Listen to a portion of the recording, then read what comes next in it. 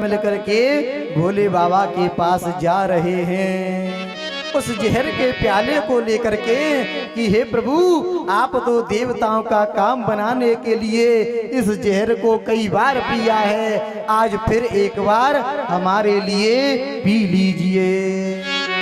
भोलेनाथ से निराला, गोरीनाथ से निराला कोई और नहीं।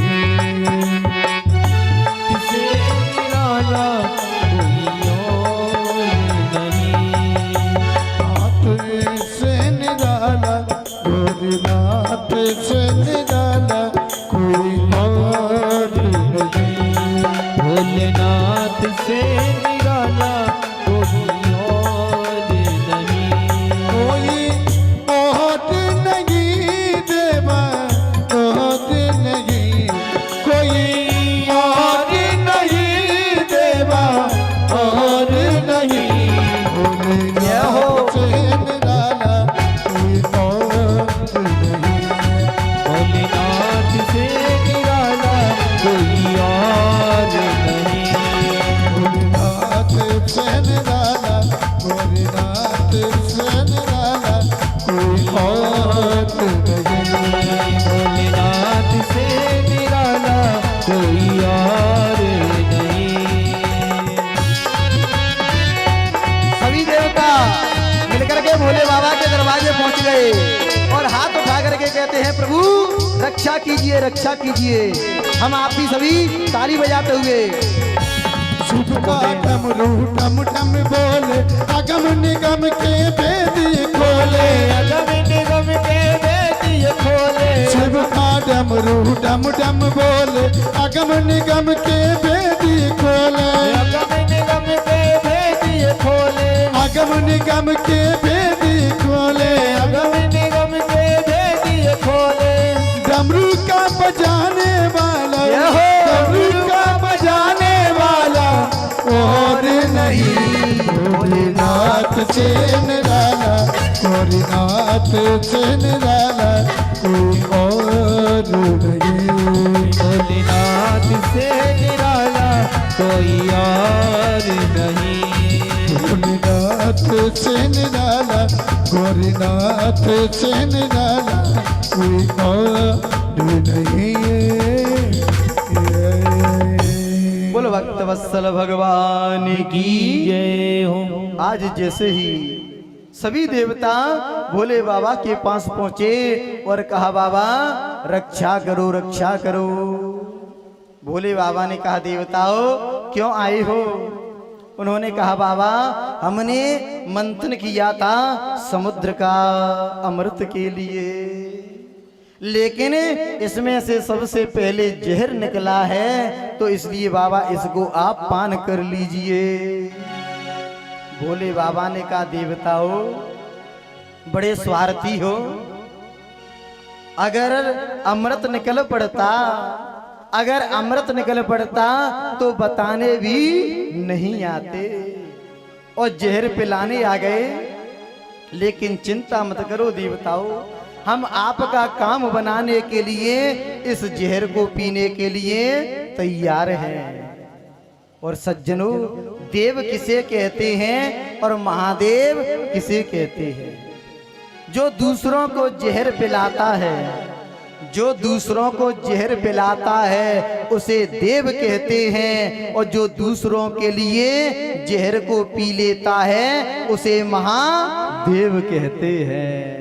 आज भोले बाबा ने कहा, चिंता मत करो देवताओं, आपका काम बनाने के लिए इस जहर को पीने के लिए तैयार हो।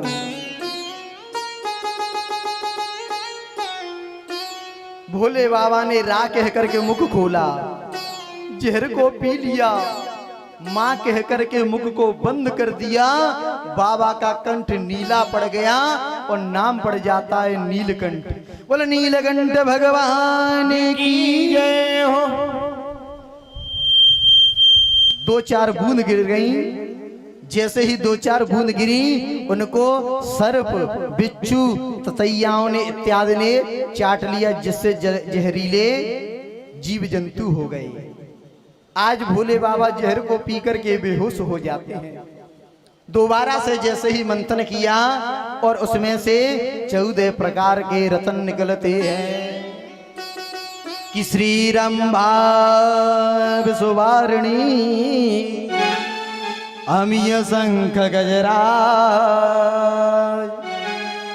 कलपद्रम ससधेनु धन धनवंतरे बेस ब्याज। कामधेनु, ब्राह्मणों की हवी, उच्चैश्रवा घोड़ा, चंद्रमा, कौस्तुकमणि, पारिजात, कल्प वृक्ष, श्रीरंभा, अप्सरा और लक्ष्मी जी निकलती हैं। अभी तक बंटवारा होता रहा। जैसे ही लक्ष्मी जी निकली, राजा बलि ने कहा इनसे हम विवाह करेंगे। इंद्र ने कहा भैया अभी तक जितनी वस्तु निकलती थी बिना बोलने वाली निकलती थी, अब तो इनकी इच्छा किसके पास जाना है। तो उन्हीं लक्ष्मी मैया को लक्ष्मी ले गए क्षीर निवासा। उन्हीं लक्ष्मी मैया का विवाह भगवान विष्णु के साथ वर्ण हो जाता है। आगे चल करके जैसे ही पुनः मंथन किया गया, अंतिम में जाकर के धनवंतरी जी महाराज अमृत का कलश लेकर के धीरे धीरे धीरे धीरे ऊपर की तरफ आ जाते हैं। जैसे ही अमृत का कलश देखा राजा बलि ने और धनवंतरी महाराज से कलश को छीन लिया और छीन करके कहा कि प्रथमो हम च प्रथमो हम, पहले हम पिएंगे, पहले हम पिएंगे। आज इंद्र देवता सभी कहने लगे प्रभु हम मजदूरी कर करके मर गए और हमारा फैली राजा बलि फल ले गया। परमात्मा ने कहा चिंता मत करो। थोड़ी देर बाद भगवान सुंदर मोहिनी रूप बना करके परमात्मा आ जाते हैं। जैसे ही सामने से आ रहे थे, राजा बलि की निगाह परमात्मा पर गई। परमात्मा ने कहा, जैसे ही सुंदर नारी बन करके मोहिनी रूप धारण करके परमात्मा आए और आकर के परमात्मा राजा बलि को देखते ही मुस्कुरा गए। और एक बात बताएं, परमात्मा गाली दे दे काम बन जाएगा, परमात्मा चांटा दे दे काम बन जाएगा, लेकिन परमात्मा का मुस्कुराना ही बहुत खतरनाक है। कि माया हास्य बाहु दिगपाला, क्यों कि परमात्मा का मुस्कुराना ही माया है। जैसे ही परमात्मा राजा बलि की तरफ मुस्कुराए, राजा बलि को माया लग गई और कहा कस्तम देवी बरारूढ़े काते चिंता बलि से। हे देवी आप कौन हो, कहां से आई हो और बड़ी सुंदर लग रही हो, जरा हमारा बंटवारा कर दोगी। इतना कहते कहते परमात्मा ने लक्ष्मी मोहिनी रूप धारण करके राजा बलि के हाथों से उस अमृत के कलश को छीन लिया। देवता प्रसन्न हो गए और भगवान ने कहा राजा बलि हमारी आपकी कोई मित्रता नहीं है, कोई जान परिचय नहीं है, और राजा बलि आप मुझ पर विश्वास कर रहे हो। हे राजन, जो दुष्ट पुरुष चंचला नारी का विश्वास करता है उसे एक ना एक दिन पछताना पड़ता है। परमात्मा ने कोई बात छिपाई नहीं, लेकिन परमात्मा के मुस्कुराते ही माया लग गई। राजा बलि ने कहा हे देवी हम पर हमको विश्वास है, आप एक काम कीजिए, इस अमृत का बंटवारा कर दो। परमात्मा ने कहा चिंता मत करो। जैसे ही लक्ष्मी रूप में मोहिनी रूप में परमात्मा ने कहा राजा बलि 2 लाइन लगाओ, एक दैत्यों के लिए और दूसरी देवताओं के लिए। हम अमृत का बंटवारा करेंगे। और राजा बलि से कहा राजन इस कलश में ऊपर अमृत पतला पतला है, नीचे गाढ़ा गाढ़ा है, इस पतले अमृत को देवताओं को पिला देते हैं और नीचे का गाढ़ा आप पी करके अधिक बलवान हो जाना। इतना कहते हुए परमात्मा ने मोहिनी रूप धारण करके देवताओं को अमृत पिलाना प्रारंभ कर दिया। पिलाते पिलाते सूर्य चंद्र के बीच में राहु नाम का दैत्य आ गया। उसने सोचा कि अमृत खत्म ना हो जाए, दोनों के बीच में लग गया।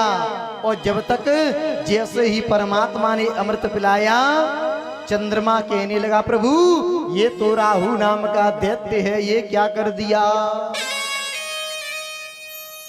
परमात्मा ने चक्र का संधान किया, राहु का गला कट गया, लेकिन अमृत अपना काम कर जाता है। अब राहु में से केतु बन करके तैयार हो गया और परमात्मा ने वह अमृत का कलश पूरा चंद्रमा को पिला दिया। परमात्मा अंतर ध्यान हो गए।